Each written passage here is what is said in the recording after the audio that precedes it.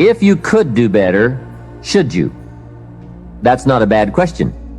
In the time allotted to labor, in the time given to economics, care for family, success, achievement, productivity, the creation of value, the development of skills and creativity, if you could do better, should you?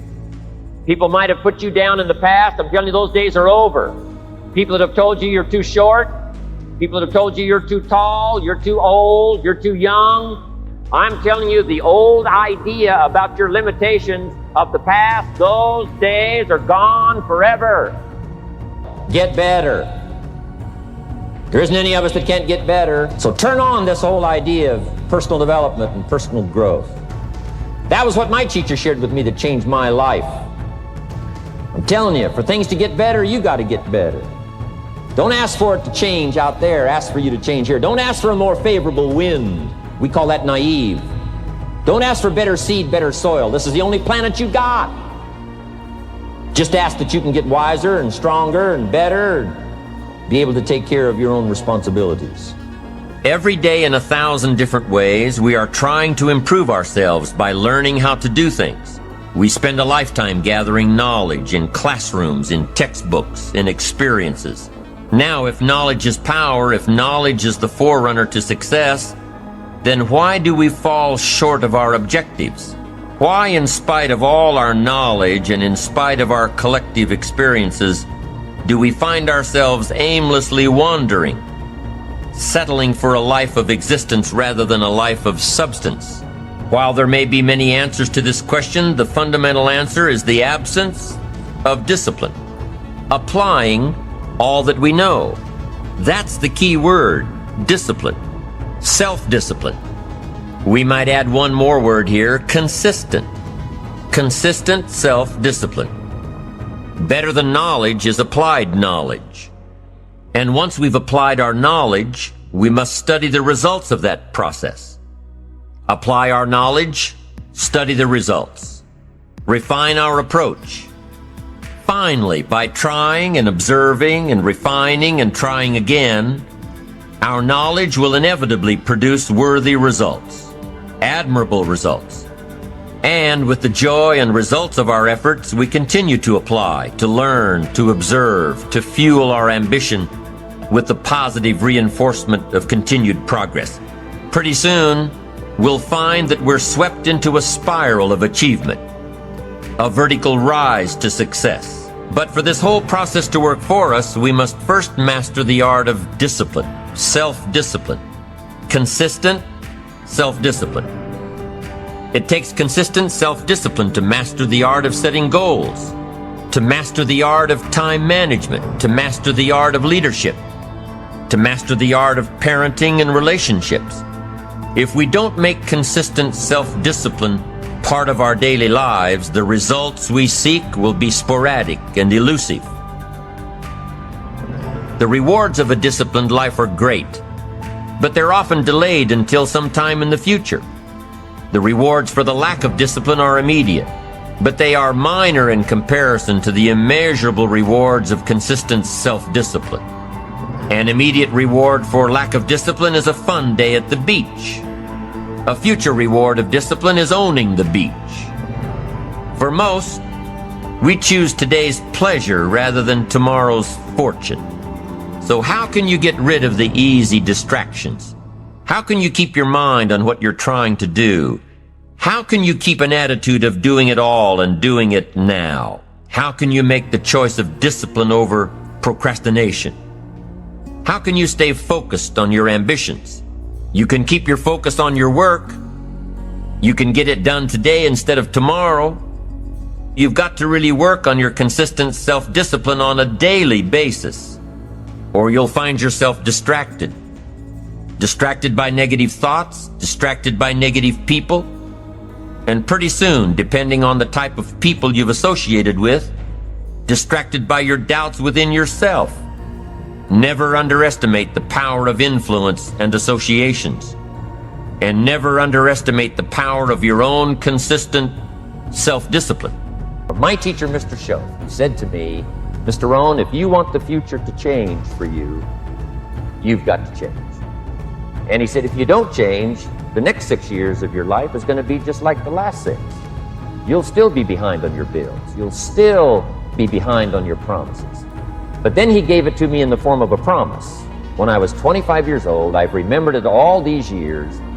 Young man, if you will change, everything will change for you. If you will get better, everything will get better for you. What a clear message that was for me. He said, if you'll change your philosophy, if you'll change your habits, if you'll refine your thinking, if you'll change and accept some new disciplines, if you'll turn the corner where you've been in the past, go for a new life for the future, he said all kinds of remarkable things will happen for you if you will change.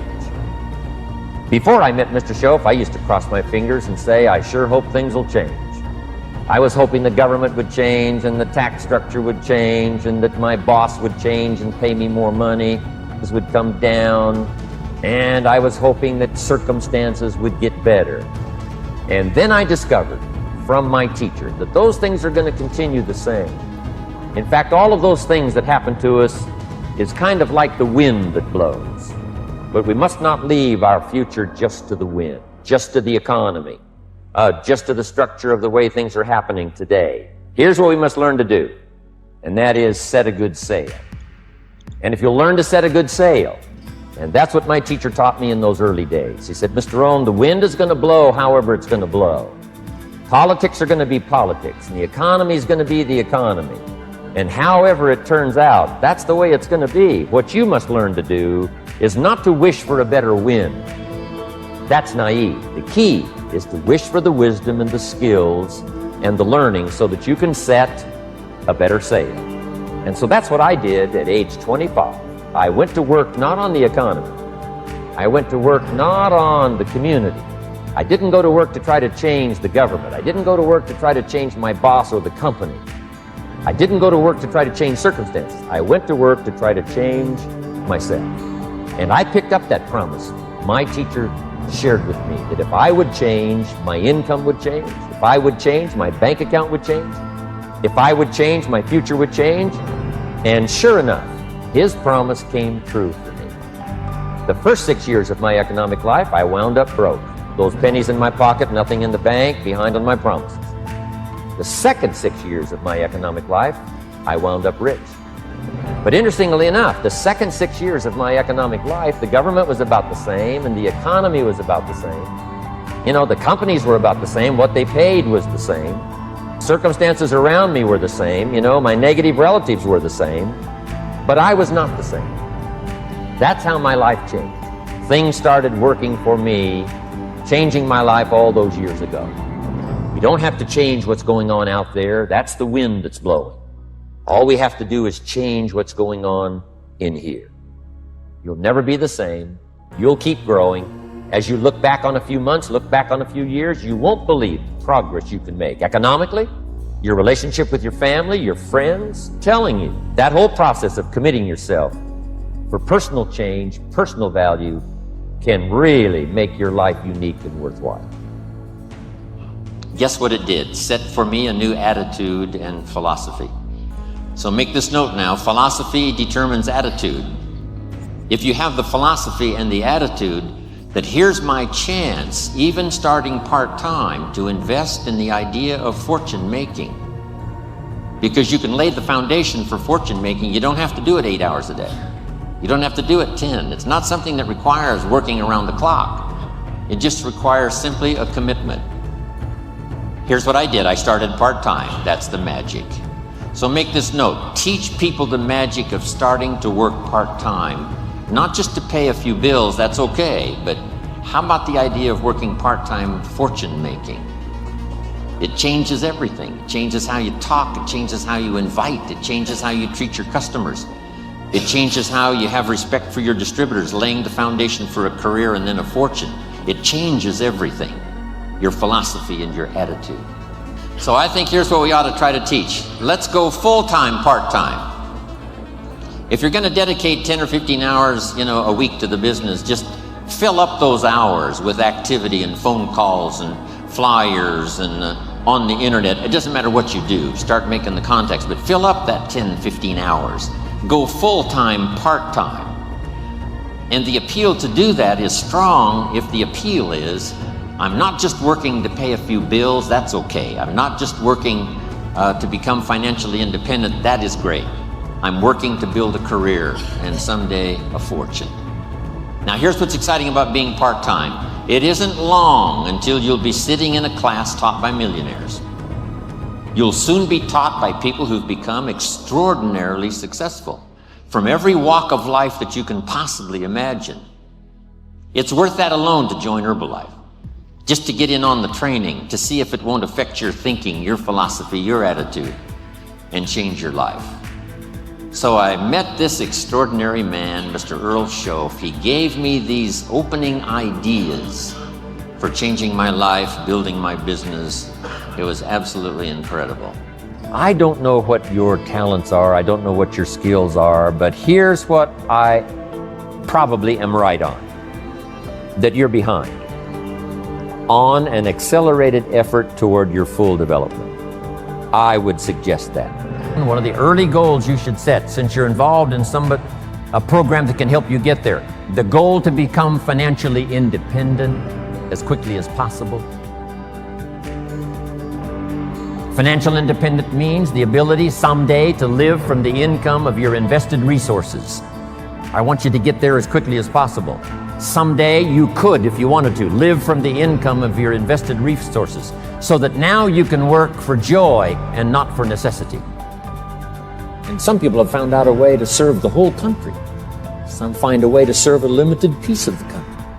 Some find a way to serve a few right around their neighborhood. Some find a way to serve working on a job, rendering a service.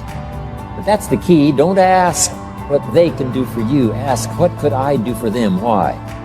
Asking, what could I do, and beginning the process starts wealth moving in your direction.